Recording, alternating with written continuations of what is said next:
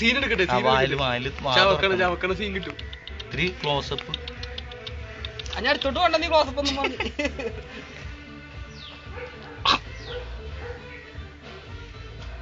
ആദ്യമായിട്ട് പാമ്പിന്റെ വായിൽ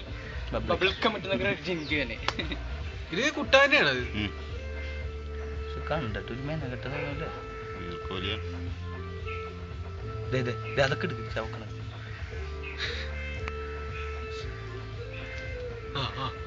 സാധനം മൂവാണ്ടട്ടാ.